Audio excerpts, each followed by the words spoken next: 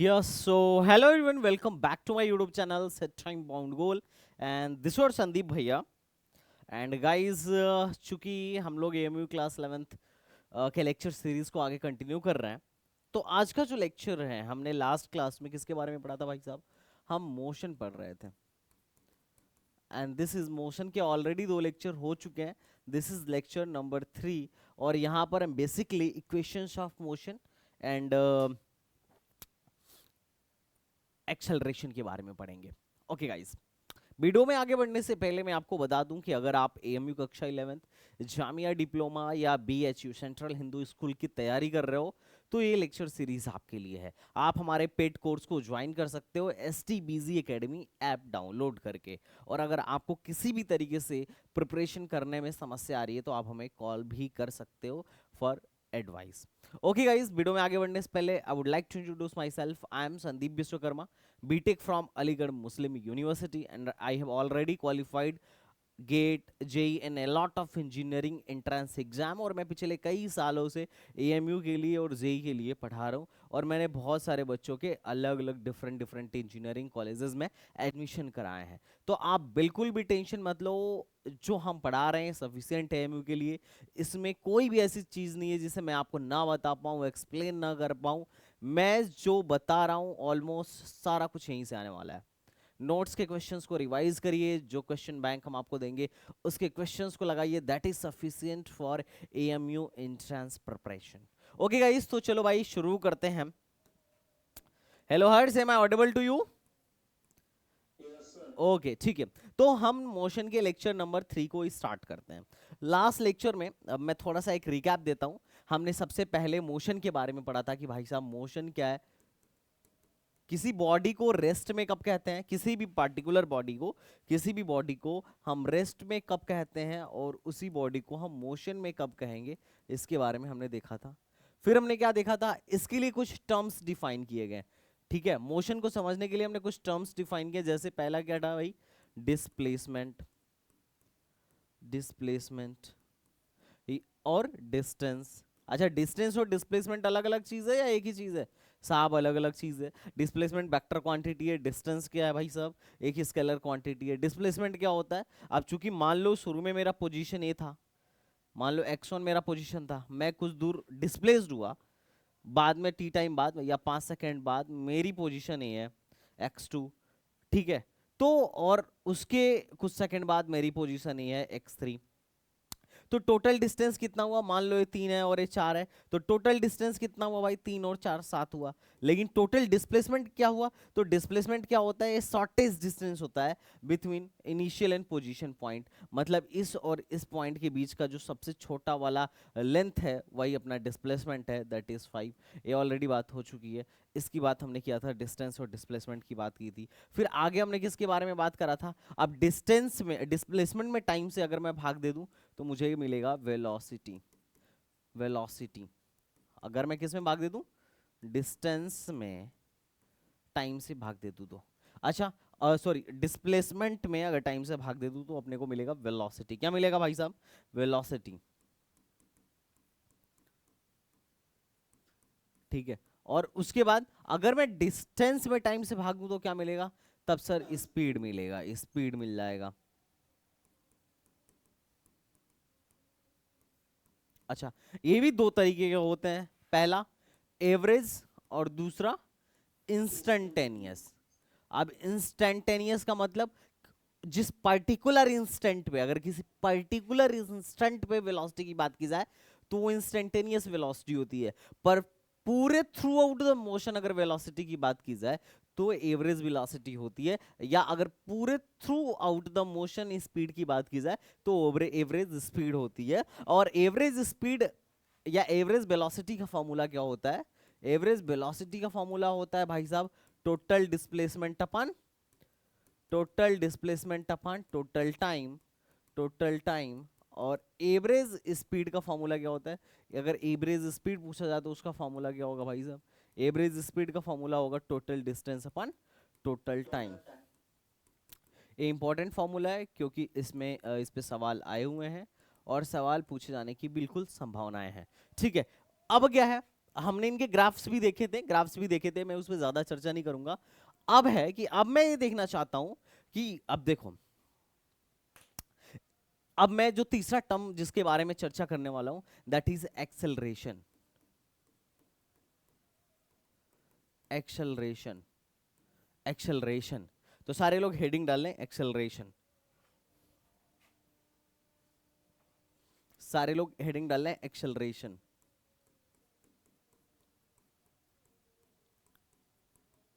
Acceleration क्या है? अच्छा, चेंज इन पोजीशन में टाइम से भाग दिए थे तो क्या मिला था? वेलोसिटी मिला था। इसी तरीके से अगर हम चेंज इन वेलोसिटी में टाइम से भाग देते तो क्या मिल जाएगा? एक्सेलरेशन। अभी सिर्फ मैं फॉर्मूला याद करने के लिए समझा रहा हूं कि अगर हम चेंज इन वेलोसिटी में टाइम से भाग दे देते हैं कि कितने देर में कितनी वेलोसिटी चेंज हो गया, इन दोनों का रेशियो जो है एक्सेलरेशन कहलाता है। अब थोड़ा सा हम ना इस एक्सेलरेशन को फील करते हैं। एक्सेलरेशन को ए से डिनोट करते हैं।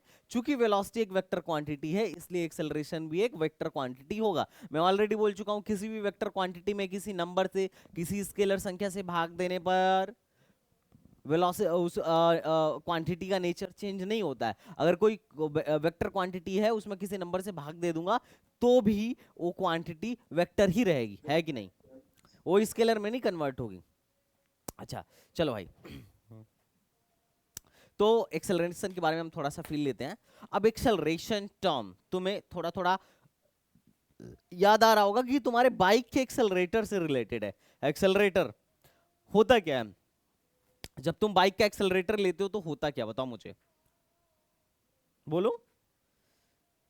अरे एक्सेलरेटर लेते हो तो क्या होता है? सर उसकी वेलोसिटी बढ़ती है ना? वेलोसिटी बढ़ती है। और एक्सेलरेटर कम करते हो तो वेलोसिटी घटती है। मतलब बेसिकली इसका रिलेशन है वेलोसिटी के बढ़ने या घटने से, है ना? वेलोसिटी के बढ़ने या घटने से, है कि नहीं? वेलोसिटी के चेंज होने से। बेसिकली अगर मैं बोलूं तो एक्सेलरेशन रिलेटेड है चेंज इन वेलोसिटी से, है ना? चेंज इन, अच्छा, ज्यादा एक्सेलरेटर लोगे तो ज्यादा तेज वेलोसिटी चेंज होगी, मतलब ज्यादा जल्दी पिकअप पकड़ेगा, ज्यादा जल्दी स्पीड पकड़ेगा, है कि नहीं? तुम बताओ। अरे बाइक ले पूरा ऐंठ दो तो क्या होगा भाई साहब? वो फटाक से पिकअप पकड़ लेगा, है कि नहीं? अरे बोलो यार, सब बिहार वाले ही हो ना? यूपी बिहार के तो हो, तो समझ तो पा रहे होगे। तो होता क्या है कि चेंज इन वेलोसिटी, एक्सेलरेशन का सीधा सीधा रिलेशन है चेंज इन वेलोसिटी से। तो देखो एक्सेलरेशन ये बताता है rate of change in velocity is called acceleration. मतलब एक्सेलरेशन ज्यादा होगा तो वेलोसिटी ज्यादा तेजी के साथ चेंज होगी, और अगर एक्सेलरेशन कम होगा तो वेलोसिटी धीरे धीरे चेंज होगी। बात समझ में आ रहा है? What is acceleration? The ratio of change in velocity and time is called acceleration. या फिर अगर मैं लिखूं तो बोल सकता हूं rate of change in velocity is called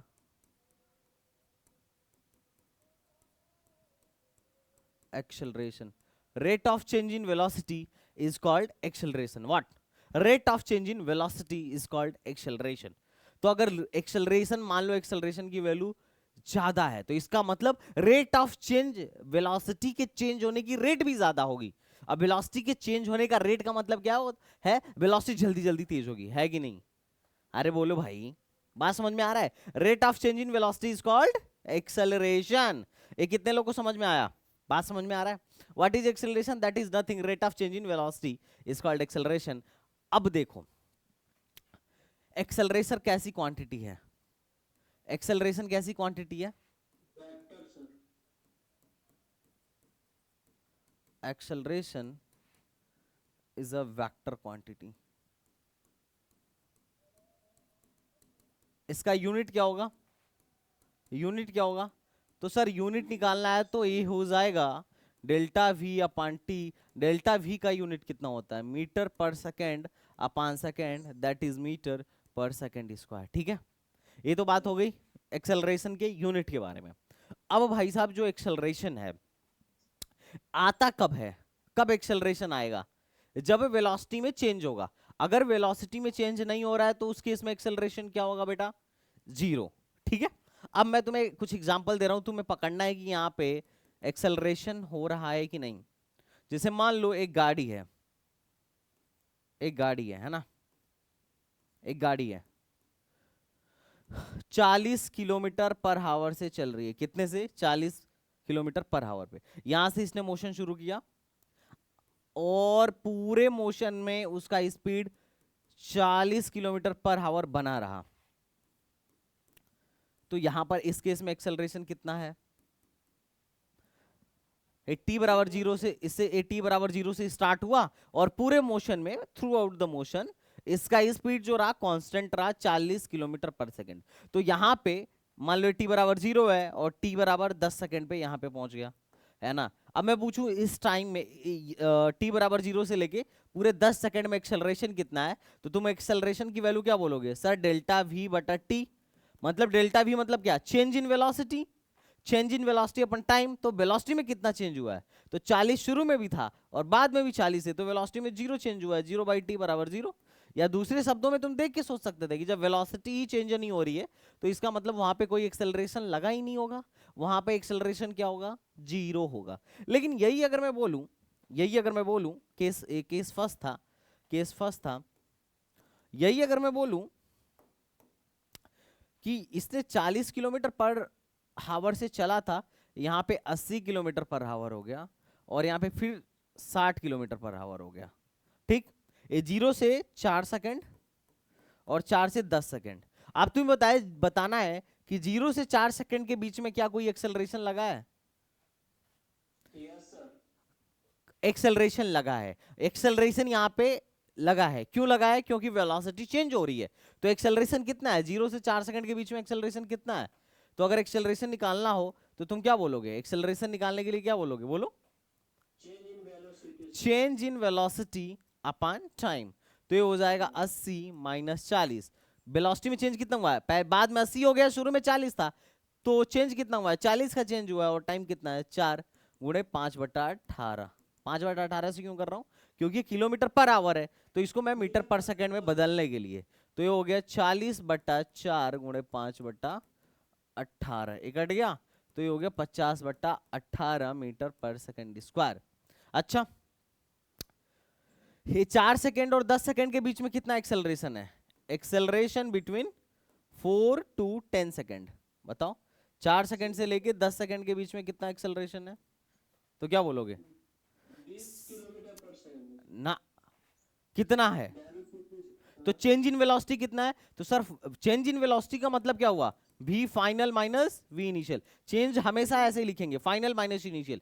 जैसे मान लो अभी मैं 3 मीटर का हूं, 3 मीटर लंबा हूं, 10 साल बाद अगर मैं 10 मीटर लंबा हो जाता हूं या 6 मीटर लंबा हो जाता हूं, तो अगर तुमसे पूछा जाए कि चेंज इन हाइट कितना है, मेरे हाइट में कितने का चेंज हुआ है, तो क्या बोलोगे? बोलोगे फाइनल कितना है? 6 माइनस 3, तो इसका मतलब कितना चेंज हुआ? 3 का हुआ। तो हम हमेशा क्या बोलेंगे? Final minus initial. फाइनल कितना है? 40। इनिशियल फाइनल कितना है? 60। सॉरी, देखो, फाइनल है 60, इनिशियल कितना है? 80। अपान कितना टाइम लगा यहां से यहां तक आने में? सर 6 का लगा। तो इसका मतलब -20/6 इंटू 5/18। बढ़िया, बोलो। Yes sir. तो अब देखो, अब ये माइनस में आ रहा है, जो भी आ रहा है माइनस में आ रहा है। तो ये माइनस में क्यों आ रहा है? क्योंकि सर वेलोसिटी घटी है, वेलोसिटी घटी। देखो, यहां से यहां तक में जाने में वेलोसिटी बढ़ी है और फिर यहां से आगे जाने में वेलोसिटी घटी है। 40 से 80 हुई, 80 से 60 हो गई, है ना। तो यहां से यहां तक में इसको बोलेंगे एक्सेलरेशन। और जब वेलोसिटी घटेगा तो उसको क्या बोलेंगे? रिटार्डेशन। क्या बोलेंगे? रिटार्डेशन। क्या बोलेंगे बेटा? क्या बोलेंगे? रिटार्डेशन। रिटार्डेशन। एक्सेलरेशन और रिटार्डेशन में क्या फर्क है? एक्सेलरेशन कब होता है? जब वेलोसिटी बढ़ रही होती है। और रिटार्डेशन क्या होता है? जब वेलोसिटी घट रही होती है। हाँ या ना? हाँ या ना? रिटार्डेशन क्या होगा? निगेटिव में आएगा। जैसे यहां पे क्या आ रहा है? ये माइनस में आ रहा है, तो दैट इज रिटार्डेशन। क्या है भाई साहब? रिटार्डेशन है। क्या है? रिटार्डेशन है। बात समझ में आया कि नहीं आया? Please tell me, please tell me guys. इतना समझ में अगर आ गया हो तो आप पहले नोट कर लीजिए। नोट कर लिया होगा आप लोगों ने। थोड़ा और आगे बढ़ते हैं।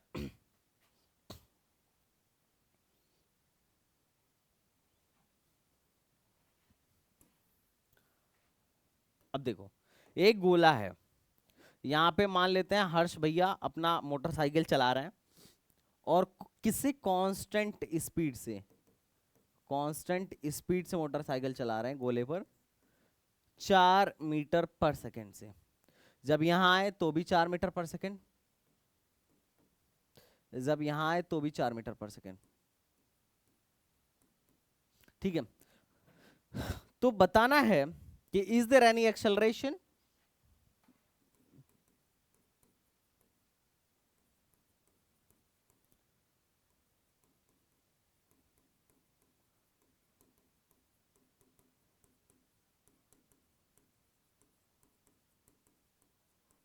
क्या इस मोशन में कोई एक्सेलरेशन हो रहा है? आप बताइए, क्या इस मोशन में कोई एक्सेलरेशन हो रहा है?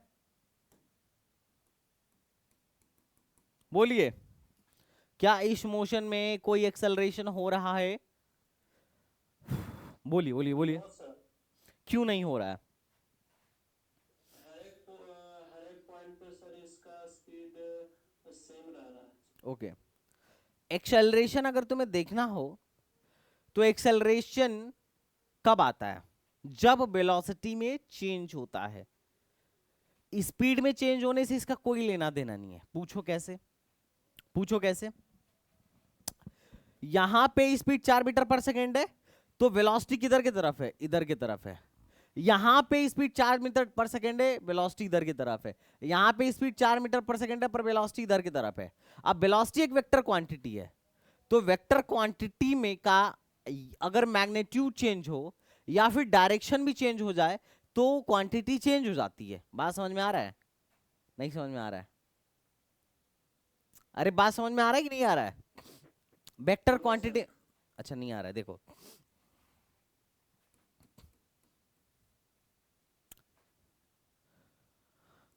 वेलोसिटी कैसी क्वांटिटी है? Vector quantity. Vector vector quantity के पास क्या क्या चीजें होती हैं? मैग्नीट्यूड और डायरेक्शन। मैग्नीट्यूड और direction.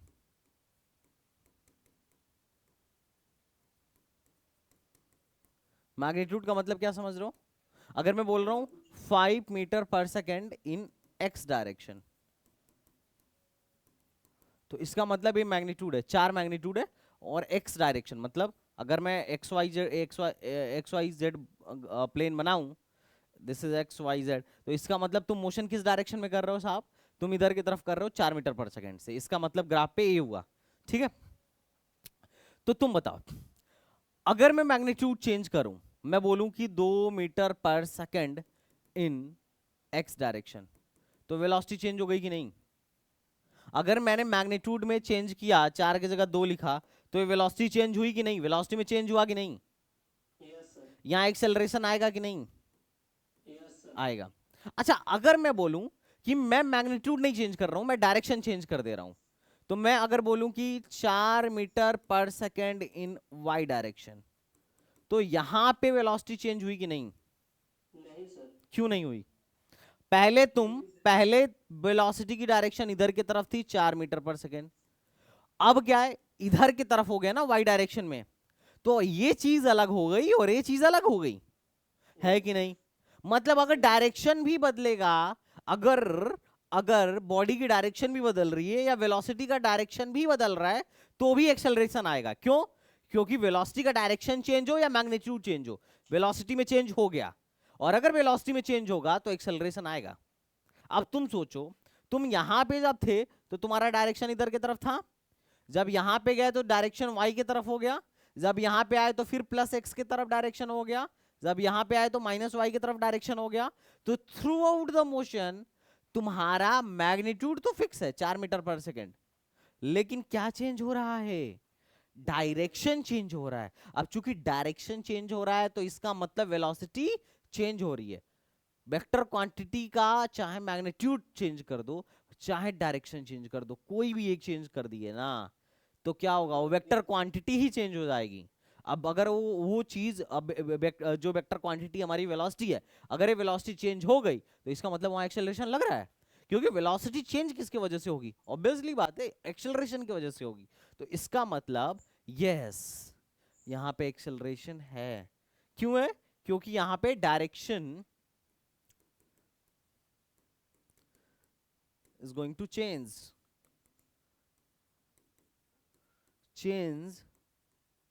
Through out the motion, throughout this motion. इस मोशन में क्या होने वाला है, तुम्हारा डायरेक्शन चेंज होने वाला है। अब चूंकि भाई डायरेक्शन चेंज हो जाएगा तो मामला समझ में आ गया तुम्हें। डायरेक्शन चेंज हो रहा है इसका मतलब वेलोसिटी चेंज हो रहा है, वेलोसिटी चेंज हो रहा है मतलब इसका मतलब एक्सेलरेशन लग रहा है। बात समझ में आया? Yes sir. अच्छा,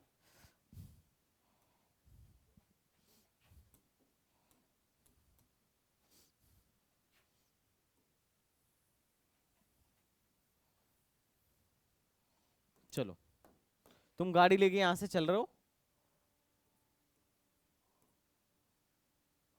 4 मीटर पर सेकेंड से, ठीक है, ठीक है।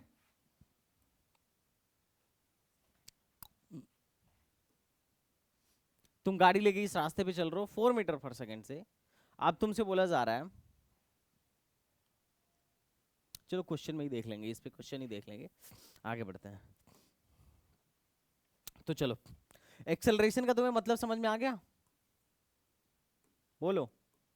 Yes sir. सर एक चीज और बता दीजिए कि ये प्लस में हो सकता है, माइनस में भी, निगेटिव में भी। हाँ मैं बता रहा हूँ, देखो एक्सेलरेशन एक वेक्टर क्वांटिटी है, और वेक्टर क्वांटिटी पॉजिटिव भी हो सकती है और निगेटिव भी हो सकती है। बात समझ में आ रहा है? अब देखो, जब वेलोसिटी बढ़ेगी तो वहां पे एक्सेलरेशन पॉजिटिव होगा और उसको हम एक्सेलरेशन बोलेंगे।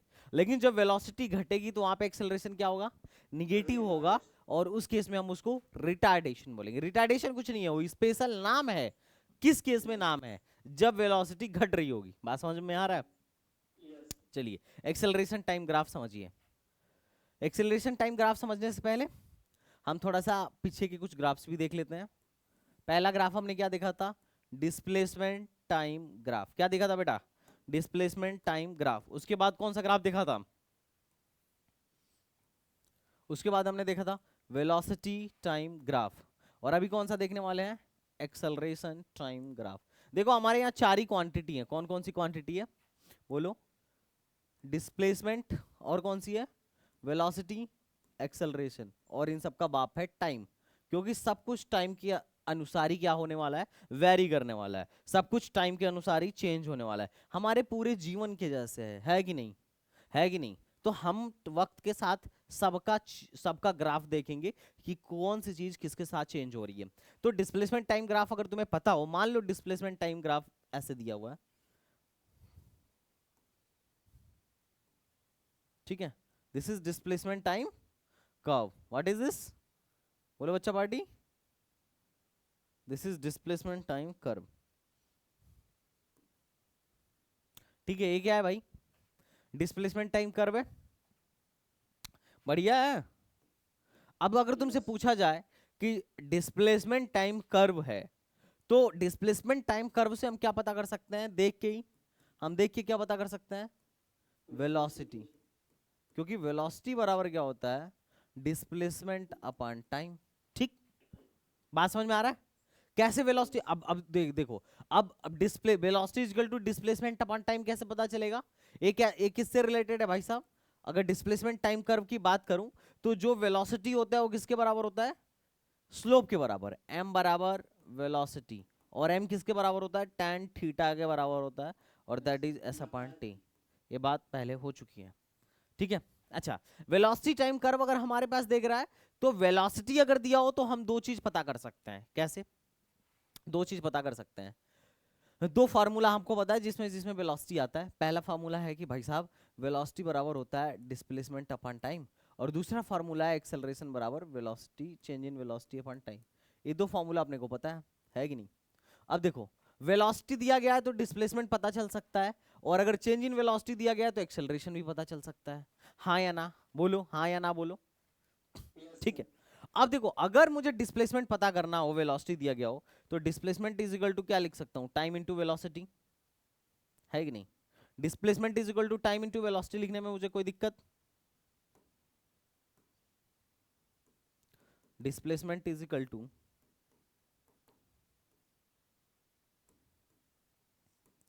वेलोसिटी इनटू टाइम, ये लिखने में कोई दिक्कत? बोलो। नो। अच्छा, और एक्सेलरेशन निकालना हो तो फिर तो change in velocity upon time. अब देखो ये change in velocity upon time इस टाइप का कुछ है। तो अगर मान लो इसका कोई कर्व दिया गया होता, अगर इसका कोई कर्व दिया गया होता, तो जो इसका स्लोप होता, जो इसका स्लोप होता ए, जो इसका स्लोप होता थीटा, वो किसके बराबर होता है? ए के बराबर। और ए किसके बराबर होता है? Change in velocity upon time. A कहां से आया था? तो एम बराबर क्या होता है भाई साहब? X y two minus y one upon x two minus x one. यहाँ वाई एक्सिस पे क्या है? v, और टाइम एक्सिस पे क्या है? t। तो यहाँ स्लोप निकालना होता तो हम कैसे निकालते हैं? v2 to minus we one, जिसको हम लिखेंगे डेल्टा v, अपान टाइम क्या है? t2 माइनस टी वन, जो कि है t1 तो जीरो था, तो हम लिखेंगे t, तो डेल्टा v बाई टी। ये किसके बराबर होगा? एक्सेलरेशन के बराबर होगा। मतलब तुम इस ग्राफ का स्लोप निकालो, अपने आप ऑटोमेटिक एक्सेलरेशन आ जाएगा। लेकिन वेलोसिटी डिस्प्लेसमेंट कैसे आएगा? तो देखो y एक्सिस पे क्या है? y एक्सिस पे क्या है? वेलोसिटी। और x एक्सिस पे क्या है? टाइम। तो y इंटू एक्स, अगर हम इसको लंबाई माने और इसको चौड़ाई माने, तो ये किसके इक्वल है भाई साहब? लेंथ इंटू विड्थ के। लंबाई गुणे चौड़ाई क्या देता है? लंबाई गुणे चौड़ाई क्या देता है? बोलो, लंबाई गुणे चौड़ाई क्या देता है? एरिया देता है। एरिया देता है। किसका एरिया? तो इस कर्व के अंडर का एरिया। हमें जहां से जैसे मान लो t बराबर 0 से लेके t बराबर 1 तक का अगर हमसे पूछा जा रहा है कि t बराबर 1 तक का भाई बताइए कितना डिस्प्लेसमेंट हुआ, तो t बराबर 1 के करस्पॉन्डिंग ये जो एरिया बनेगा, ये जो एरिया बनेगा हम उसको निकाल देंगे। अगर पूरे थ्रू आउट द मोशन पूछ रहा है, तो थ्रू आउट द मोशन हम पूरा एरिया निकाल देंगे। वो हमारा क्या निकल के आ जाएगा? डिस्प्लेसमेंट। बात समझ में आ रहा है? कितने लोगों को समझ में आ रहा है कि इससे हम डिस्प्लेसमेंट कैसे निकाल सकते हैं? बोलो भाई, अरे बोलो। हर्ष कुछ यस सर, एरिया निकाल लेंगे। हर्ष कुछ समझ में आएगी नहीं तुमको? Yes sir. समझ में नहीं आया? आया सर, अच्छा, एरिया निकाल लेंगे। अगर डिस्प्लेसमेंट पूछेगा तो एरिया निकाल। एग्जैक्टली डिस्प्लेसमेंट पूछेगा तो अच्छा, एटी कर्व से क्या फाइंड कर सकते हो? तो एटी कर्व कैसे आया? ए बराबर क्या होता है? Delta we by T. तो अगर मुझे चेंज इन वेलोसिटी निकालना हो तो क्या करूंगा? Delta v is equal to क्या हो जाएगा? A into t. अब ए किस में है? वाई एक्सिस पे। टी किस पे है? एक्स एक्सिस में। ए भी लंबाई गुणे चौड़ाई का फार्मूला पकड़ रहा है। यस तो सर। अगर मुझे डेल्टा वी निकालना होगा तो इसमें भी क्या निकाल देंगे? एरिया। एरिया। एरिया किसको देगा? इसका जो एरिया होगा किसको देगा? Change in, well. Change in velocity को देगा। किसको देगा? चेंज इन वेलोसिटी को देगा। ये तीनों तुम्हें ग्राफ क्लियर हुए कि नहीं? Yes sir. ये तीनों ग्राफ अच्छे से क्लियर हुआ? अरे याद रखने का बड़ा सिंपल तरीका है, मैंने बड़े सिंपल तरीके से पढ़ाया बताया है तुम्हें। नहीं? आ गया सर, लेकिन ये डिस्प्लेसमेंट वाला एक बार और थोड़ा सा भी। डिस्प्लेसमेंट वाला चलो। एक बात बताओ, स्लोप का मतलब क्या होता है? y बराबर क्या होता है? tan theta. और ये किसके बराबर होता है? Delta y by delta x के बराबर होता है। Delta y by delta x, या इसको बोले तो y2 minus y one upon x2 minus x1 के बराबर। स्लोप क्या होता है? स्लोप होता है, स्लोप क्या होता है? स्लोप क्या होता है? Inclined angle with positive x axis. किसी भी लाइन का पॉजिटिव एक्स एक्सिस के साथ जो एंगल बनाया जाता है, जो एंगल बनाया जाता है उसी का tan थीटा है ना। एंगल ऑफ इंक्लेशन एम किसको बताता है? एंगल ऑफ इंक्लिनेशन विथ किसके साथ? हमेशा पॉजिटिव एक्स एक्सिस के साथ देखेंगे angle. Positive x axis, positive x axis. अब इसी का अगर हम tan थीटा ले लें, tan ले लें, तो क्या मिल जाएगा अपने को? स्लोप मिल जाएगा। समझ रहे हो? तो जब भी y बाई एक्स जैसा दिखेगा, तो हमें आंख बंद करके सोच लेना है कि भाई साहब हमको यहाँ पे क्या निकालना है? स्लोप निकालना है। जैसे suppose that this is your displacement and this is your time curve. अब वेलोसिटी बराबर क्या होता है? डिस्प्लेसमेंट अपन टाइम। y एक्सिस पे कौन है? s। और इसको वो ये एक्स एक्सिस है ज्योमेट्री के हिसाब से, और ये y एक्सिस है अभी के लिए। तो ये y एक्सिस पे और x एक्सिस पे है, तो velocity is equal to delta y by delta x का फॉर्मूला पकड़ रहा है। तो delta y by delta x किसको बताता है भाई? tan थीटा को बताता है ना, स्लोप को बताता है ना।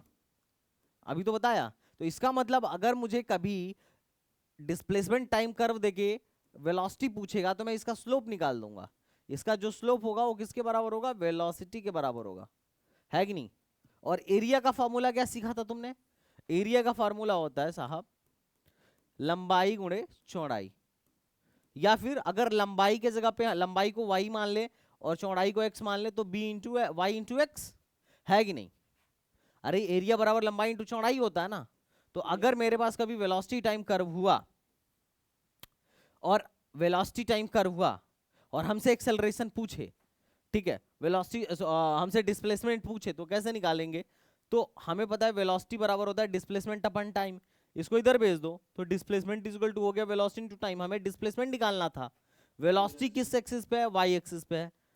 टाइम किस एक्सिस पे है? एक्स एक्सिस पे है। तो हो गया y into x. Y into x मतलब लंबाई गुणे चौड़ाई। तो किस क्या लंबाई इंटू चौड़ाई क्या देगा? एरिया देगा। किसका एरिया देगा? इस लाइन का एरिया देगा। किसके साथ? टाइम एक्सिस के साथ। खत्म, मिल गया वेलोसिटी। यस सर, अब आ गया सर। नहीं समझ में आ रहा है? मैंने याद रखने का तरीका बताया है, कोई प्रॉपर डेफिनेशन नहीं है, लेकिन चूंकि वी आर इन कंपटीशन तो मैं तरीका बता रहा हूं कैसे याद रखना एग्जाम में। यस समझ में आ रहा है तुमको? यस सर, आ गया। अपने मन से बताओ एक्सेलरेशन टाइम कर्व में, एक्सेलरेशन टाइम कर्व में accel this is acceleration and this is time curve. अच्छा एरिया लेना हो तो भी हम टाइम एक्सिस के साथ लेंगे। एरिया बाउंड्री जो लेंगे कर्व और टाइम एक्सिस की लेंगे। अगर स्लोप निकालना हो तो भी हम क्या लेंगे? टाइम एक्सिस के साथ। जैसे वहां पॉजिटिव एक्स एक्सिस होता था, यहाँ पे टाइम एक्सिस। तो इसे करना भाई। अब इसमें मान लो अगर मुझे ऐसा एक लाइन दे दिया है, अब बोल रहा है पहला क्वेश्चन बोल रहा है कि भाई साहब बताइए, एक ग्राफ दिया हुआ है और सवाल में पूछ रहा है कि भाई वेलोसिटी निकालिए। तो वेलोसिटी कैसे निकालोगे? कैसे निकलेगा वेलोसिटी? तो एक्सेलरेशन वेलोसिटी और टाइम में कौन सा रिलेशन है? तो एक्सेलरेशन बराबर है change in velocity upon time. Acceleration बराबर क्या है बेटा? Change in velocity upon time. लेकिन हमें तो वेलोसिटी निकालना है, तो delta v is equal to लिख देंगे a multiply by t. A किसके जगह पे है? वाई के जगह पे है। टी एक्स के जगह पे है। वाई इंटू एक्स क्या बताएगा? एरिया। तो इसका एरिया निकाल देंगे। खत्म। कोई रॉकेट साइंस नहीं है, कोई रॉकेट साइंस नहीं है। समझ रहे हो? नहीं समझे? यस सर, समझ में आ गया। बस सिंपल। ठीक है, चलो अब आते हैं इक्वेशन ऑफ मोशन पे। अभी ग्राफ के क्वेश्चंस हम करेंगे, हम पहले थोड़ा सा इक्वेशंस ऑफ मोशन समझ लें। यस सर, ये 5 टाइप का होता है ना सर इक्वेशन? वैसे तो होता है 3 ही, लेकिन 4 दिखाएंगे। इक्वेशन ऑफ मोशन,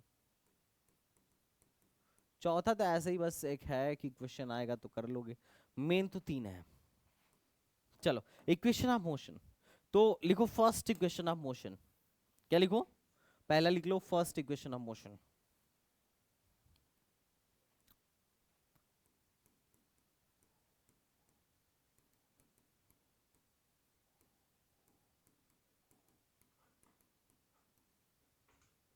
अब देखो फर्स्ट इक्वेशन ऑफ मोशन ना बड़ा इजी है डिराइव करना। मैं तुम्हें बता दूं, कुछ पहले चीज लिख लेते हैं, कुछ चीजें लिख लेते हैं। जैसे कोई ऑब्जेक्ट है, कोई ऑब्जेक्ट है, तो जब वो चलना स्टार्ट करेगा ना, जैसे मान लो मैं यहाँ पे हूँ, अपना बाइक स्टार्ट किया, हुर्र। अब तो जब स्टार्ट कर रहा हूँ तो ये मेरी क्या है? इनिशियल वेलोसिटी है, प्रारंभिक वेग है। क्या है? क्योंकि ये शुरू शुरू में ना इनिशियल स्टेज में स्टार्ट कर रहा हूँ, ये मेरे लिए क्या हुआ? Initial velocity. कुछ दूर बाद, कुछ टाइम बाद अगर मुझसे बोला जाए कि अब वेलोसिटी बताओ, तो उस केस में वो मेरे लिए क्या, कौन सी वेलोसिटी होगा? Final velocity. क्या होगा? Final velocity. बात समझ में आ रहा है? Yes sir. तो चलो पहले कुछ ये लिख लो। अगर मैं u दिखाऊंगा तो u मतलब माना जाएगा इस फार्मूले में इनिशियल वेलोसिटी, और अगर मैं v बोलूंगा तो final velocity. Final velocity on the case. मतलब वो केस पे भी डिपेंड करेगा। ठीक है, ए को क्या बोला जाएगा? एक्सेलरेशन। एक्सेलरेशन। और t को क्या बोला जाएगा? टाइम। टाइम। s को क्या बोला जाएगा? डिस्टेंस। डिस्प्लेसमेंट। हाँ सर, डिस्टेंस। ठीक है, बात समझ में आ रहा है तुम्हें? अच्छा, इक्वेशन ऑफ मोशन लगाने से पहले एक बात समझ लो, ये तभी के लिए वैलिड है जब एक्सेलरेशन कांस्टेंट हो। Valid for constant acceleration throughout the motion, throughout the motion, पूरे मोशन में अगर अगर एक्सेलरेशन कांस्टेंट हो तभी के लिए हम ये लगा सकते हैं formula equation of motion. Condition क्या है इक्वेशन ऑफ मोशन? हम कब लगा सकते हैं? जब पूरे मोशन में क्या कांस्टेंट हो? क्या कांस्टेंट हो? बोलो। एक्सेलरेशन कांस्टेंट हो। अच्छा, मैं एक बॉल छोड़ देता हूं तो नीचे गिरेगा। क्यों गिरेगा? ग्रेविटेशनल एक्सेलरेशन की वजह से गिरेगा। तो क्या मैं यहां पे इक्वेशन ऑफ मोशन लगा सकता हूं? बोलो।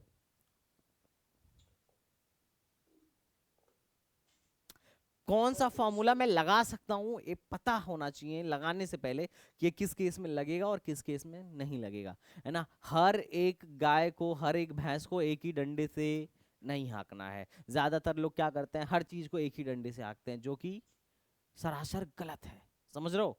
तो पहले सोचो, ग्रेविटी में मैं फ्री फॉल करा दिया, है ना, एकदम एक बॉल को ऊपर से छोड़ दिया। अब हालांकि जी की जो वैल्यू होती है, ग्रेविटेशनल एक्सेलरेशन जो होता है, उसको हम मानते हैं 10 मीटर पर सेकेंड स्क्वायर। हालांकि अगर मैं बहुत लंबे हाइट की बात करूं ना तो जी भी चेंज होता है, लेकिन मैं यहां से चूंकि गिरा रहा हूं तो इस केस में जी की वैल्यू क्या है? ऑलमोस्ट कांस्टेंट है। अब अगर एक्सेलरेशन कांस्टेंट हो तो मैं वहां पे क्या लगा सकता हूं? बोलो। इक्वेशन ऑफ मोशन लगा सकता हूं मैं। इक्वेशन ऑफ मोशन, जो तीनों इक्वेशन मैं तुम्हें बताऊंगा, कोई सा भी इक्वेशन ऑफ मोशन तुम यहां पे लगा सकते हो। ठीक है। अच्छा, अगर एक्सेलरेशन वेरी करे तब क्या होगा? तो देखो, ये सारे फॉर्मूले हम कैलकुलस से डिराइव कर सकते हैं, और जब वेरी करेगा तो हम कैलकुलस के मदद से सॉल्व करेंगे। अब तुम्हारे एग्जाम में कैलकुलस वगैरह है नहीं, तो तुम्हारे एग्जाम में एक कांस्टेंट एक्सेलरेशन का ही सवाल देंगे, वेरिएबल का नहीं देंगे। ठीक है, तो चलो first equation of motion derive करने की कोशिश करते हैं। ये तुम खुद ही डिराइव कर सकते हो। कैसे कैसे डिराइव करते हैं? एक्सेलरेशन बराबर क्या होता है? बोलो वेलोसिटी अपॉन टाइम। ना, change in velocity upon time. समझे अर्स? क्या होता है एक्सेलरेशन बराबर? Change in velocity upon time. अब चेंज को क्या मैं लिख सकता हूं? u final minus u initial, v final minus v initial upon t। अच्छा, v फाइनल को मैं v लिख दूं, फाइनल वेलोसिटी, इनिशियल को u लिख दूं अपॉन t बराबर एक्सेलरेशन। t को इधर भेज दीजिए, तो at बराबर v माइनस u, तो v इज इक्वल टू क्या हो जाएगा? u plus at। ये पहला इक्वेशन ऑफ मोशन है। क्या कोई टफ इक्वेशन ऑफ मोशन है? नहीं, बड़ा सिंपल। इसमें हम किसके किसके बीच में रिलेशन देख रहे हैं? एक्सेलरेशन, वेलोसिटी और टाइम के बीच में रिलेशन देख रहे हैं। यहाँ पे कहीं पे भी डिस्प्लेसमेंट या डिस्टेंस नहीं आया है। कितने लोगों को बात समझ में आ रहा है? बोलिए, कितने लोगों को ये बात समझ में आ रहा है? बोलिए। ठीक ठीक, चलिए, अगर आपको ये समझ में आ गया, फर्स्ट इक्वेशन ऑफ मोशन समझ में आ गया, तो आगे बढ़ते हैं। चलिए लिखिए, अब थोड़ा second equation of motion draw drive करते हैं।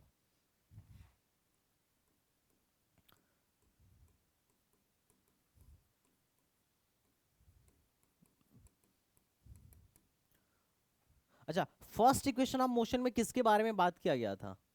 सर यहाँ पे एक्सेलरेशन एंड वेलोसिटी के बारे में बात किया गया था विथ टाइम।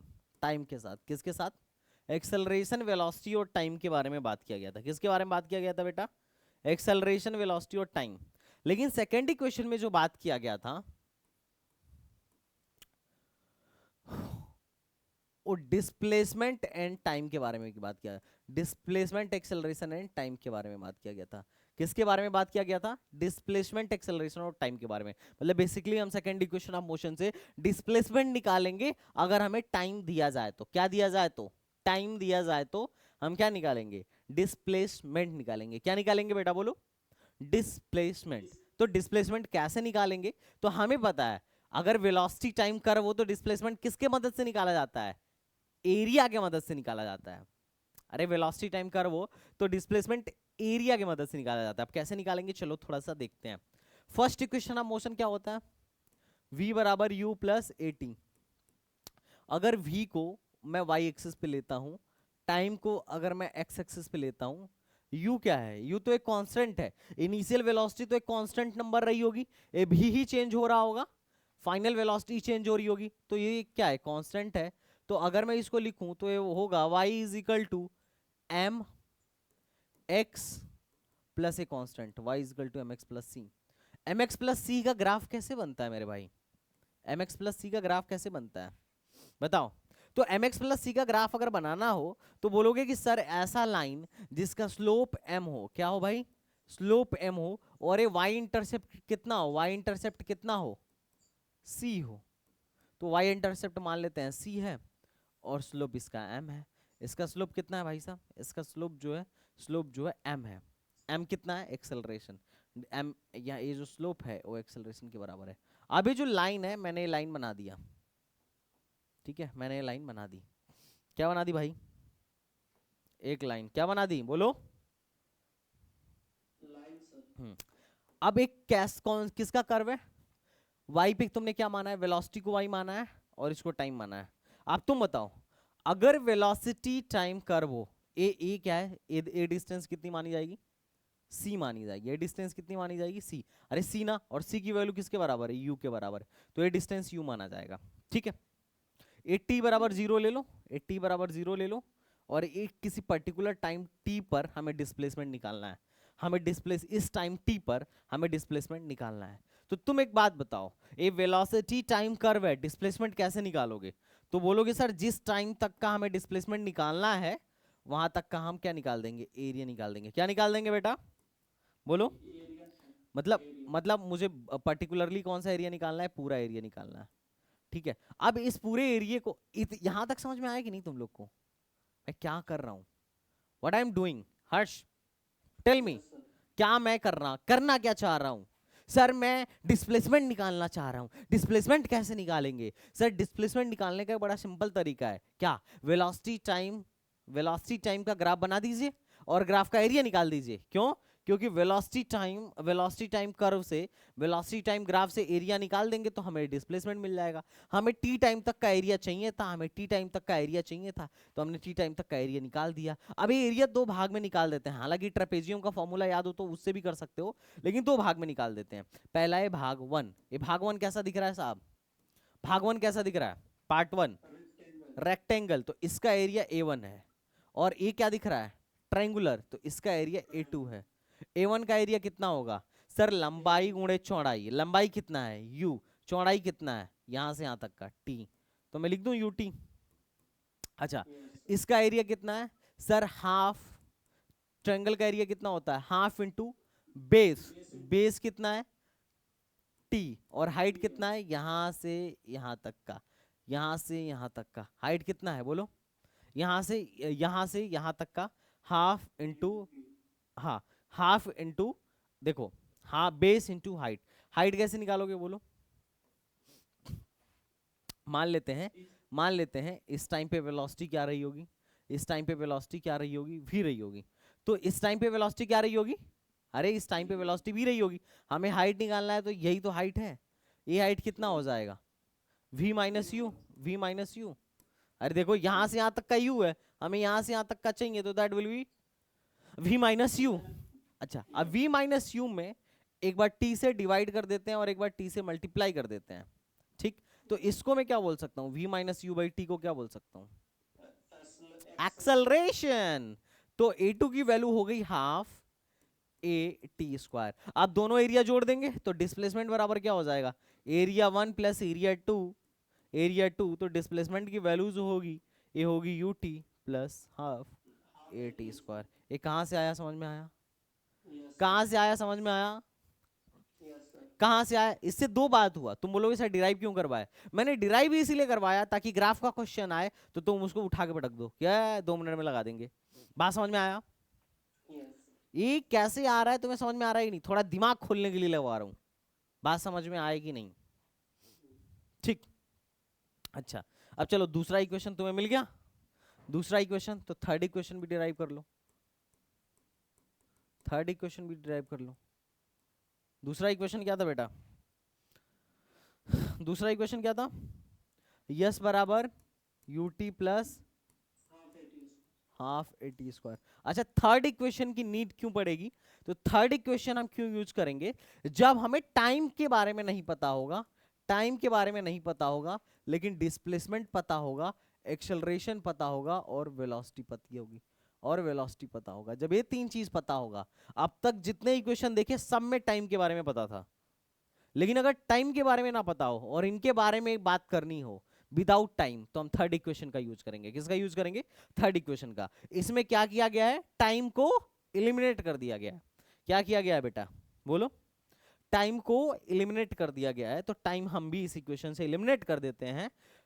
इक्वेशन है v बराबर u plus A T, v minus you by A बराबर टी।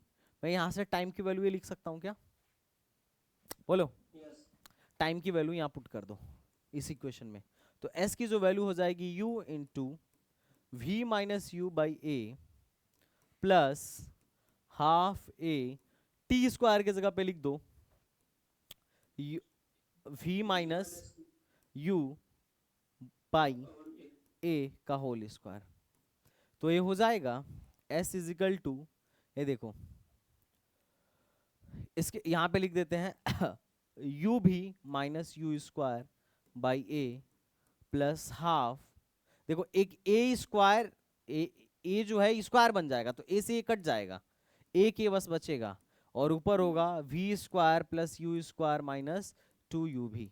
मैंने होल स्क्वायर को खोल दिया, ठीक, बढ़िया, कोई दिक्कत नहीं। अब एक काम करते हैं, ये 2a और a एलसीएम लेते हैं, तो ये हो जाएगा क्या? 2a, यहां 2 से मल्टीप्लाई करूंगा तो 2uv minus 2u square plus v square plus u square minus 2uv।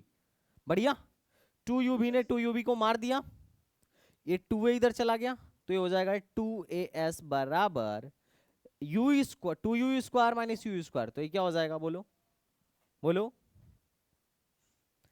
Minus u square और ए वी स्क्वायर है, तो v square minus u square is equal to 2s। तो थर्ड इक्वेशन ऑफ मोशन, इसको बोलते हैं third equation of motion. तो third equation of motion क्या है भाई? V square minus u square is equal to 2as, या v square minus u square minus 2as is equal to 0। बात समझ में आ रहा है? मैंने कुछ मिस्टेक कर दिया है क्या? सर यू को उधर ले जाइए ना। इधर लेके आऊं? अरे तो v square is equal to u square plus 2as लिख लो। यही तो होता है। अरे तो इन तीनों में क्या फर्क है? एक ही बात है। बात समझ में आ रहा है? वी स्क्वायर बराबर यू स्क्वायर प्लस 2s, तीनों डिराइव हो गया, 2 मिनट नहीं लगा। तीनों डिराइव हो गया कि नहीं हो गया? यस। चलो तो एक बार फिर से फॉर्मूला लिखते हैं, तीनों फॉर्मूला लिखो यहाँ पे। फॉर्मूला, पहला इक्वेशन ऑफ मोशन क्या है?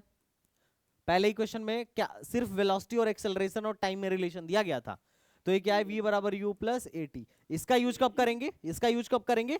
जब हमें वेलोसिटी पूछा जाए टाइम देकर। क्या पूछा जाए? वेलोसिटी पूछा जाए टाइम देकर और एक्सेलरेशन देकर, पहली बात।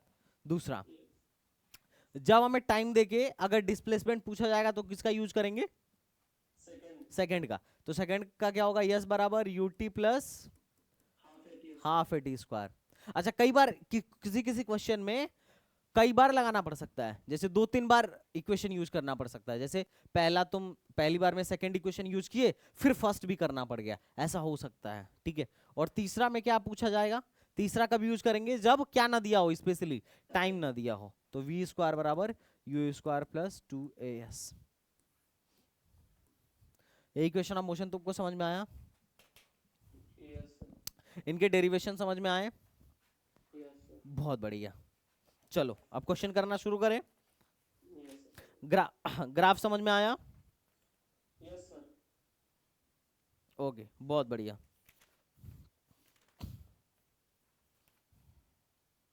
ग्राफ से क्या सीखे? एरिया निकालने के लिए सीखे सर, वेलोसिटी, डिस्टेंस, डिस्प्लेसमेंट निकालना। ओके, नो प्रॉब्लम, क्वेश्चन से पता चल जाएगा। अरे क्वेश्चन तो तुम्हारे एग्जाम में इतने सारे आए हुए हैं, तुम ही से करवाता हूँ, रुक जाओ। चलिए खोलिए, सबके पास ये वाला तो होगा ना,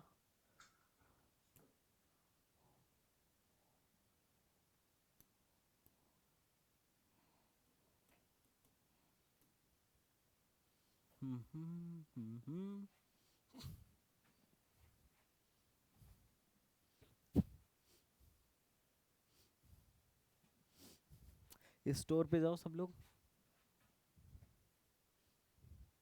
तुम लोग को अच्छा तो लग रहा है ना मैं जो पढ़ा रहा हूँ, समझ में तो आ रहा है? Yes sir. सब क्लियर है? Yes sir. Equation of motion में क्या हो रहा है, क्या चल रहा है? सर लेकिन एक बार है ना सर कि जब आप क्वेश्चन दीजिएगा ना प्रीवियस ईयर वाला, हाँ हाँ। उसको पकड़ना बताना थोड़ा सा या समझाना बता दीजिए अरे तुम खुद ही पकड़ लोगे। कि क्वेश्चन क्या पूछ रहा है, हमको क्या करना है। तुम क्वेश्चन देखते ही तुम खुद बोलोगे कि सर इसमें ये पूछ रहा है और इसमें ये बताया इसमें ये करना है। यार ये ट्रिपल ही खुल गया। तुम लोग का एमयू बूस्टर है ना, एमयू रंग बूस्टर।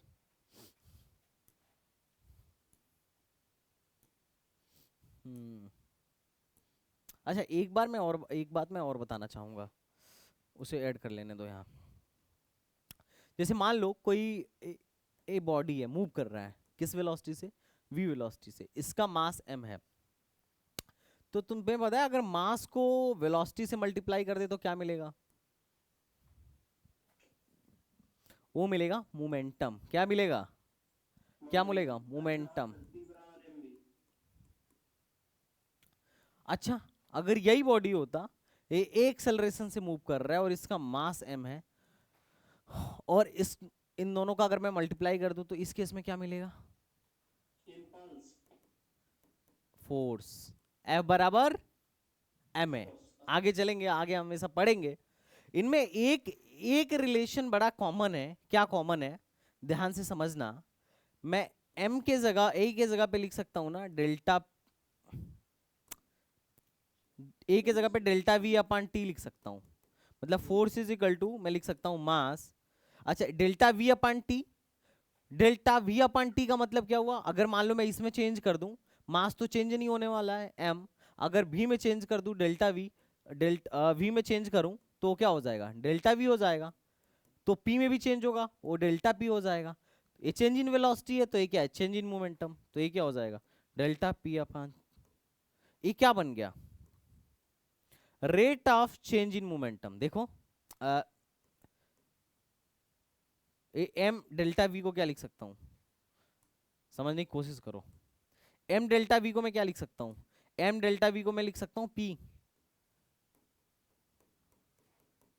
अरे डेल्टा पी नहीं लिख सकता हूं? एम डेल्टा वी को डेल्टा पी नहीं लिख सकता हूं? तो फोर्स बराबर क्या हुआ? Delta P upon T. मतलब rate of change in momentum with respect to time is called force. और यही न्यूटन का सेकंड लॉ था। अगले चैप्टर में हम न्यूटन सेकंड लॉ अच्छे से पढ़ेंगे। अभी तो मैं मोटा मोटी तुम्हें फार्मूला बस दिखा रहा हूं, लेकिन यही था Newton second law, rate of change in momentum is called force. बात समझ में आ रहा है? चलो खैर, ये तो अगले चैप्टर की बात है। बट चलो थोड़ा सा हम लोग बात करते हैं।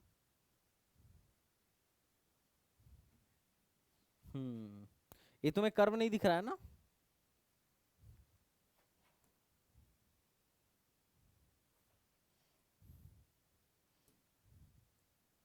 ये क्वेश्चन दिख रहा है क्या? इसमें वेलोसिटी टाइम कर्व दिया गया, वेलोसिटी टाइम कर्व दिया गया। ये दिख रहा है तुम्हें? बना रहा हूँ जो। यस। ये 10 है, ये 20 है, ये 30 है, और ये 10 है। क्या पूछा जा रहा है? Distance travelled. ये वेलोसिटी टाइम कर्व है। क्या पूछा जा रहा है? Distance travelled. क्या पूछा जा रहा है बेटा? अब तुम सोचो, वेलोसिटी टाइम कर्व में डिस्टेंस ट्रेवल्ड पूछा जाएगा तो कैसे निकालोगे? तो डिस्टेंस बराबर क्या होगा? कुछ नहीं, वेलोसिटी इनटू टाइम। क्यों? क्योंकि वेलोसिटी बराबर होता है डिस्प्लेसमेंट अपॉन टाइम। इसका इधर मल्टीप्लाई कर दिया। एक किसका फॉर्मूला पकड़ रहा है? लंबाई गुणे चौड़ाई का, y इंटू एक्स का। लंबाई गुणे चौड़ाई मतलब एरिया। कौन सा एरिया? तो टाइम एक्सिस के साथ का एरिया। किसका? कर्व का एरिया। पूरा एरिया निकाल लो, या तो ट्रेपेजियम के फॉर्मूले से निकाल लो। अगर ट्रेपेजियम का फॉर्मूला नहीं पता है तो इसको क्या कर लो, दो ट्रायंगल मान लो। This is triangle 1, this is triangle 2, और दिस इज व्हाट, ये जो भी स्क्वायर या रेक्टेंगल बन रहा हो। तो इसका एरिया कितना होगा? हाफ इंटू बेस कितना है? 10। हाइट कितना है 10 प्लस इसका 10 गुणे 10 प्लस ये कितना है हाफ, बेस कितना है 10 इंटू हाइट कितना है 10, काट दीजिए 2 पचे 10 और 2 पचे 10, ये 50 50 100 और 100 200 आंसर। क्या रॉकेट साइंस है क्या इसमें? नहीं सर। क्या लुल्ले सवाल नहीं है ये सब यस सर। फर्जी सवाल? अरे जितना है सब फर्जी सवाल है, कोई भी ऐसा तुम्हें तगड़ा सवाल नहीं दिखेगा। अब जो किए हैं तुमको दिखाते चलना है।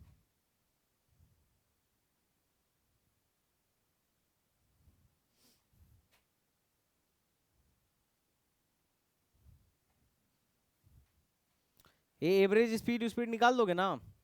Yes sir. इस सवाल को देखो, चलो एक और ग्राफ वाला सवाल आया। इसमें स्पीड टाइम ग्राफ दिया गया है।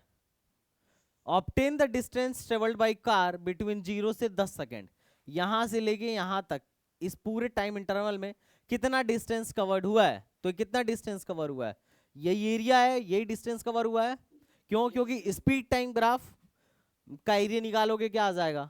स्पीड टाइम ग्राफ का एरिया निकालोगे क्या आ जाएगा? डिस्टेंस आ जाएगा। क्योंकि स्पीड बराबर क्या होता है? स्पीड बराबर क्या होता है बोलो? डिस्टेंस अपॉन टाइम, दूरी। अरे स्पीड बराबर होता है दूरी बटा समय, चाल बराबर दूरी बटा समय होता है। इसको अब हमें ये डिस्टेंस निकालना है, इसका इधर मल्टीप्लाई कर दो तो यस इंटू टी बराबर क्या हो जाएगा? स्पीड इंटू टी बराबर क्या हो जाएगा? डिस्टेंस। खत्म। तो ये क्या है? लंबाई गुणे चौड़ाई, एरिया का कॉन्सेप्ट पकड़ रहा है। एरिया का कॉन्सेप्ट पकड़ रहा है तो एरिया क्या होता है इस ट्रायंगल का? Half into base. बेस कितना है यहां से यहां तक का 10 और हाइट कितना है सर यहां से यहां तक का 12। कैसे करेंगे? 2 छके 12, 6 दामे 60 आंसर। Rocket science? क्या रॉकेट साइंस है? चलिए आगे। ग्राफ के जितने सवाल आए वो तुमसे बच नहीं सकते हैं अगर तुम मेरे तरीके को फॉलो कर रहे हो तो। अरे कुछ याद नहीं रखना है। बच्चों से पूछता हूं कि इसका स्लोप क्या बताएगा, बच्चे सोचने लगते हैं। नहीं, सोचने की जरूरत नहीं है। 2 लुल्ले सवाल है ना? अब तुम बताओ। बोल रहा है the nature of the velocity time graph non uniform motion. इसमें से कौन सा है जो नॉन यूनिफॉर्म मोशन के बारे को बता रहा है? नॉन यूनिफॉर्म मोशन है ना? बोलो।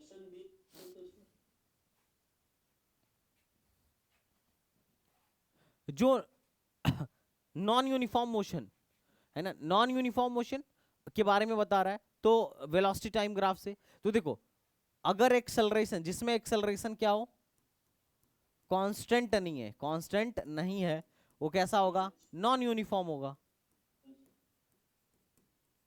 अच्छा, नॉन यूनिफॉर्म होगा। अब तुम बताओ वेलोसिटी टाइम कर्व का एक्सेलरेशन कैसे आता है? वेलोसिटी टाइम कर्व में एक्सेलरेशन कैसे आता है? स्लोप से आता है। तो जिसका स्लोप फिक्स होगा या जिसका स्लोप कांस्टेंट होगा, दूसरे फिजिक्स के भाषा में क्या है? कांस्टेंट मतलब चेंज नहीं हो रहा हो, वेरी नहीं कर रहा हो, तो वो क्या होगा? यूनिफॉर्म होगा। तो इसमें देखो, इस लाइन का स्लोप कितना है? 0। 0, इसका स्लोप 0 है, यूनिफॉर्म है। इस लाइन का स्लोप क्या है? तो सर स्ट्रेट लाइन है, स्ट्रेट लाइन का स्लोप क्या होता है? कांस्टेंट होता है, फिक्स होता है, tan थीटा के बराबर होता है ना? tan थीटा एंगल के बराबर होता है। ये भी स्ट्रेट लाइन है, ये भी फिक्स है। किसका नहीं है? इसमें पहले लाइन इधर थी तो एंगल ऐसे था, अब लाइन ऐसे हो गई तो एंगल चेंज हो गया। एंगल चेंज हो गया मतलब एक्सेलरेशन चेंज हो गया, क्योंकि एंगल ही तो एक्सेलरेशन है, इसी का tan ही तो एक्सेलरेशन है। तो बी आंसर। क्यों, समझ में आ रहा है कुछ what I am saying to you? ऐसा तो नहीं लग रहा है कि अरे सर क्या पढ़ा रहे हो, क्या लिखा रहे हो? नहीं सर, समझ में आओ।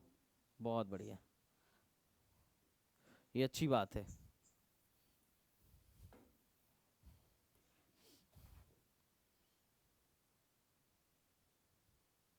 अब देखो इस सवाल में क्या मूर्खता मचाए हुए हैं। बोल रहे हैं कौन सा ग्राफ स्पीड टाइम ग्राफ नहीं हो सकता?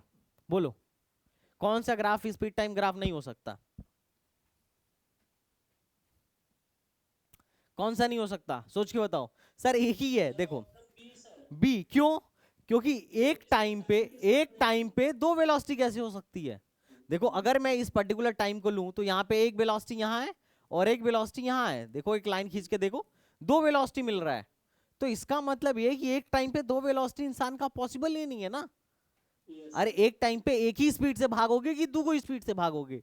साहब एक ही स्पीड से भागेंगे। ये कह रहा है कि इस टाइम पे हम दो स्पीड से भाग रहे हैं, ये पॉसिबल ही नहीं है। ये लुल्ल सवाल था, मूर्ख बनाने के लिए बच्चों को दिया गया था, है ना। और लुल्लू सवाल जानते हैं सर, पहले ही देता है। अच्छा ये देखो एक और लुल्ल सवाल बोल रहा है कि कौन इसमें से तेज भाग रहा है। ए बी और सी में कौन तेज भाग रहा है, ये सवाल सर ये पूछा गया। बहुत ऐसा है कि काफी लंबा दूरी, उसका ज्यादा टाइम ज्यादा लगता अच्छा है। ए डिस्टेंस टाइम कर्व है। अब कौन तेज भाग रहा है इसे किससे पता चलेगा? स्पीड से। जिसका स्पीड ज्यादा, जिसका स्पीड ज्यादा वो तेज भागेगा, ये तो कॉमन सेंस है। अब स्पीड कैसे पता चलेगा? स्लोप से डिस्टेंस अपॉन टाइम। ना, स्लोप से। ये ग्राफ है ना, स्लोप से। स्लोप मतलब क्या होता है? m बराबर tan थीटा, मतलब ढलान।